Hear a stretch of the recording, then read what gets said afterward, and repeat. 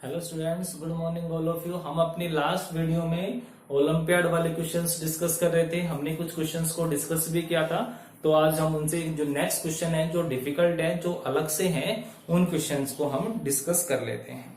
ठीक है बेटा। तो जो हमारे पास जो नेक्स्ट क्वेश्चन है, हमने अपने लास्ट वीडियो में 4th क्वेश्चन को डिस्कस किए थे।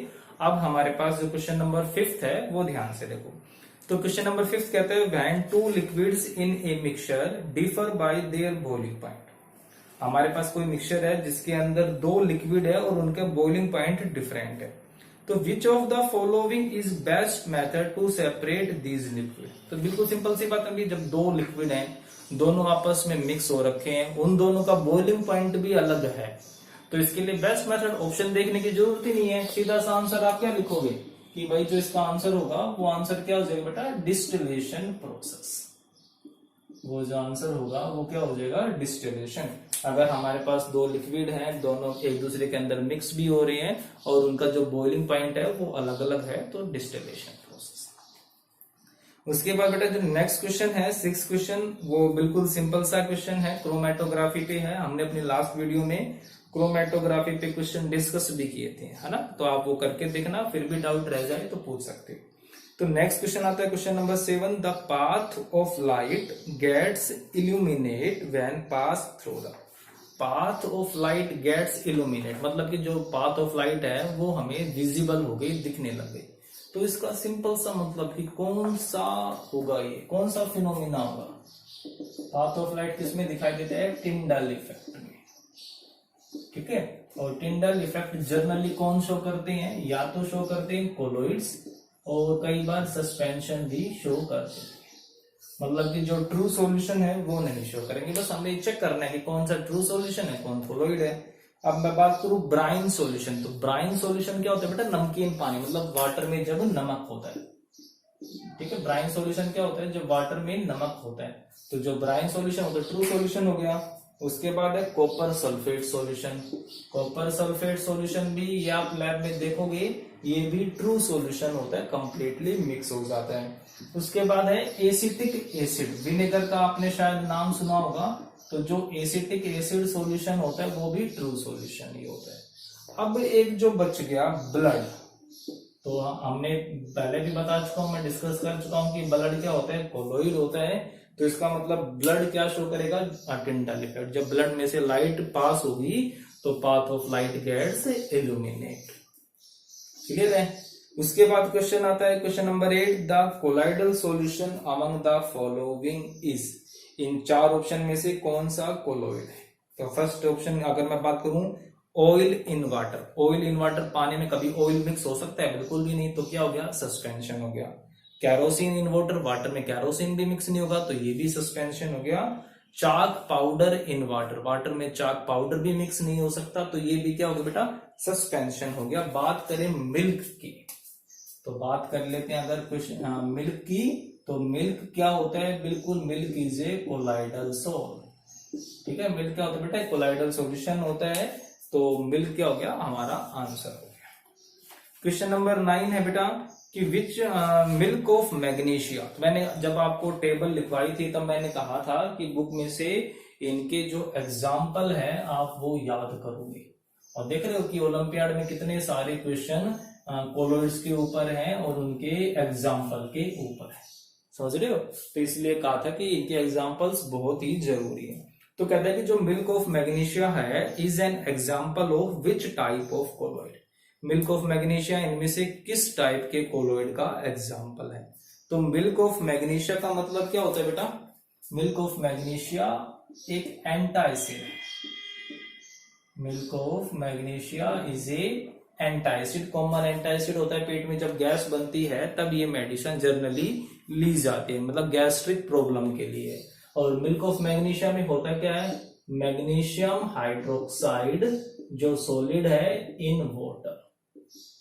ठीक है। सॉलिड इन वाटर या solid in liquid, solid in liquid क्या कहलाता है, सोल बोलते हैं इसको। क्या बोलेंगे इसको, सोल। मतलब सॉलिड थोड़ा है, लिक्विड ज्यादा है, तो इट इज कॉल्ड सोल। तो हमारा जो आंसर होगा बेटा, वो आंसर क्या हो जाएगा, सोल हो जाएगा। ठीक है।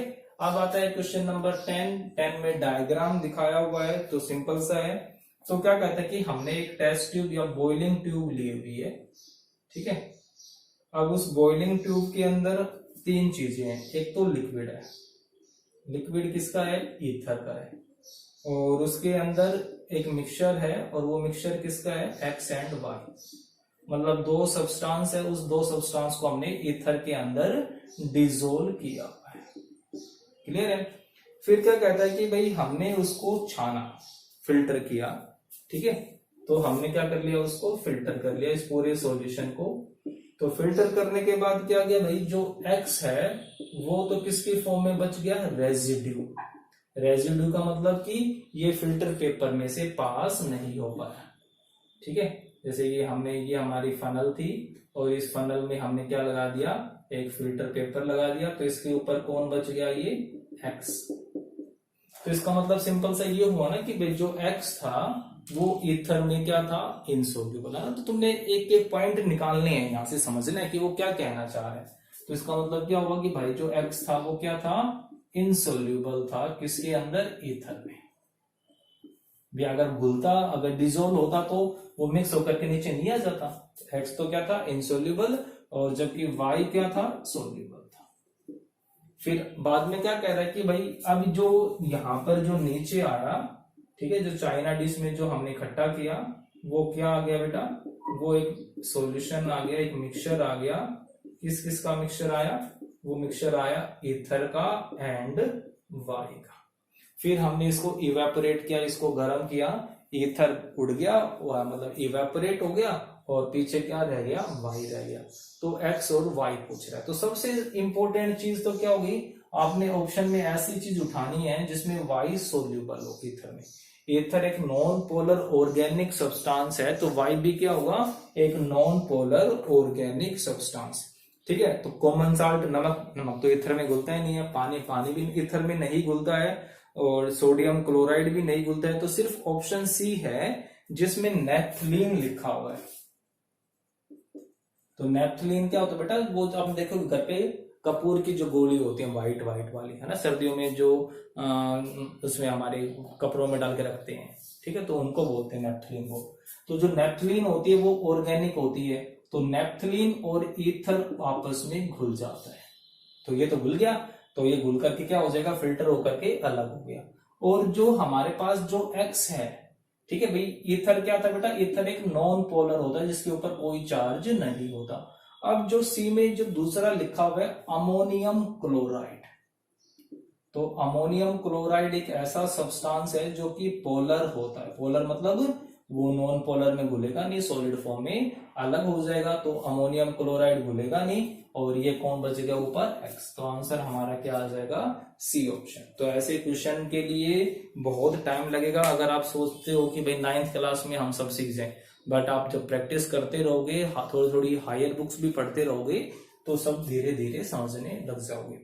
अब क्वेश्चन नंबर जो नेक्स्ट आता है वो न्यूमेरिकल है, बिल्कुल सिंपल सा न्यूमेरिकल है, वो ट्राई कर लेते हैं। कहता है what will be the mass by mass percentage, mass by mass percentage हमने सीखा हुआ है, of A solution containing 30 gram of common salt in 220 gram of water. तो हमारे पास जो कॉमन साल्ट है वो 30 ग्राम है, उसको हमने मिक्स किया वाटर में, और वाटर का मास कितना है बेटा, 220 ग्राम, ठीक है। तो यहां से जो मास है, mass of water, sorry common salt, common salt क्या होता है, नमक होता है ना, याद हो गया ना आपको, और फॉर्मूला क्या होता है इसका, NaCl। तो ये तो हो गया 30 ग्राम। मास ऑफ वाटर, वाटर का फॉर्मूला क्या होता है, H2O, ये है 220 ग्राम। तो हमें इसमें मास परसेंटेज बतानी है किसकी, NaCl। तो मास परसेंटेज का फॉर्मूला क्या होता है, mass of one component divide by total mass. तो मास ऑफ वन कंपोनेंट जिसका हमें निकालना है उसको आप रखोगे ऊपर, डिवाइड बाय टोटल मास, है ना। ये सारे फॉर्मूले हम सीख चुके हैं। तो जब आप इसको सॉल्व करोगे तो कितना आ जाएगा, 250 इंटू 100, और ये आ गया 12%। तो mass percentage of common salt कितना हुआ बेटा, 12% हमारा आंसर आ गया। क्वेश्चन नंबर 12 है बेटा कि विच of the following shows the Tyndall effect, इनमें से कौन टिंडल इफेक्ट शो करेगा। फिर से क्या सोचोगे दिमाग में भी, टिंडल इफेक्ट कौन शो करता है, कोलोइड शो करते हैं। तो चेक करोगे कि भाई इनमें से कोलोइड है कौन कौन से। ठीक है, तो ऑप्शन है solution of common salt, common salt तो कोलोइड होता ही नहीं है, ट्रू सॉल्यूशन है। दूसरा ऑप्शन मिल गया मिल्क, हाँ मिल्क कोलोइड होता है ना। अब जब आप क्वेश्चन करोगे ना बेटा तब आपके एग्जांपल्स भी याद हो जाएंगे। तो आंसर क्या हो जाएगा क्वेश्चन नंबर 12 का, मिल्क आ जाएगा कि जो मिल्क है वो बिल्कुल क्या होता है, एक कोलोइड होता है। ठीक है, तो जो मिल्क है वो कोलोइड होता है। तो इस तरीके से आप क्वेश्चन करोगे नेक्स्ट। ठीक है, कम से कम 5 to 7 क्वेश्चन करोगे आप। अगर बाकी तुम जो डिफिकल्ट होंगे वो मैं सारे डिस्कस करूंगा। Okay, thank you.